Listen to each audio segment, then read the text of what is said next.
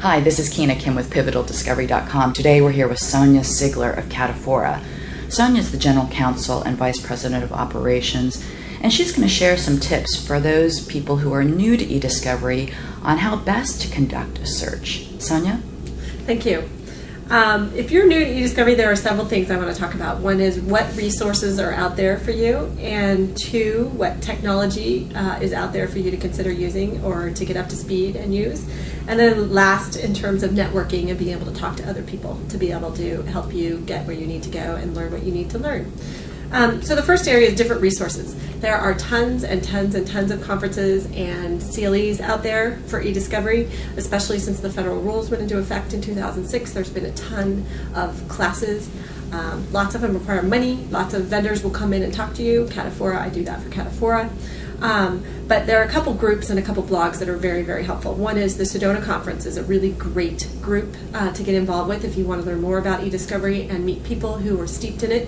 It's also a great resource on their website to find materials that are helpful and will give you an introduction. They've done several papers, one of which not only the Sedona Principles of Electronic Discovery, but they have a search and retrieval paper that's very, very helpful, about 50 pages of good information in there. There's also a quality assurance paper that's coming out this summer as well that should be very, very helpful. So there's a lot of resources on the Sedona Conference website, which is the sedonaconferencealtogether.org. And then there's a blog by Ralph Losey in Florida, and he's very, very helpful and writes about once a week, and he writes very detailed explanations and analysis of cases and other topics that are pertinent to eDiscovery. So that's very helpful as well. There are others, Georgetown Advanced eDiscovery Institute, and that's in November usually. They're coming out with eDiscovery, and I can't remember, I think it's eDiscovery Academy, and that's a very helpful resource as well. The other thing is to familiarize yourself with all the technology advances that are happening in this space. There's so many search and retrieval technologies that have been applied to the legal space recently that have been around for 20 or 30 years in other situations where it's usually library sciences, where you're trying to retrieve information either out of a book or out of a computer database or some kind of system like that. That's now being applied to the legal space to be able to find information for cases or investigative purposes.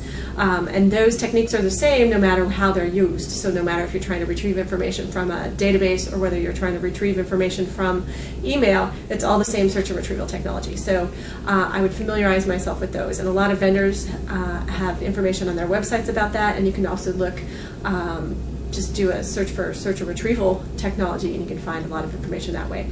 But the main areas are keyword search is used, and it's called into question in cases today, so it shouldn't be the only methodology that you use. There are clustering technologies, and those are statistical or linguistic based. There are other linguistic techniques such as ontologies or clustering, and then there's pattern based analysis, and those technology for search and retrieval can be used for cases as well as investigation.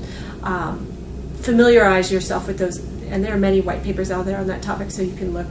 Cataphora has papers as well. I do CLEs on this topic and can do an introduction to that. The other thing is talk to everyone who's actually in the role doing either lit support or a lawyer in eDiscovery or paralegals who have to do it in terms of collecting the information, preserving information, being able to search and retrieve it for review, and then producing it to the party. So I would look at all of those different areas and talk to people, because they're more than happy to tell you what they like about their job and don't like about their job, what they like about what they do in terms of how different people on the teams interact. And it's becoming more of a team-based, I don't want to say team-based sport, but that's really what it is. It's becoming more team-based as opposed to individuals being able to try a case and find information quickly. You have team of paralegals, team of lit support people, team of attorneys, and team of outside vendors, as well as team of people in-house at the corporation that's part of the litigation. So I think that's one big change that's happening in the industry. So those three areas are really a good way to get started if you're new to eDiscovery. Great. Thank you so much for joining us today, Sonya. Thank you.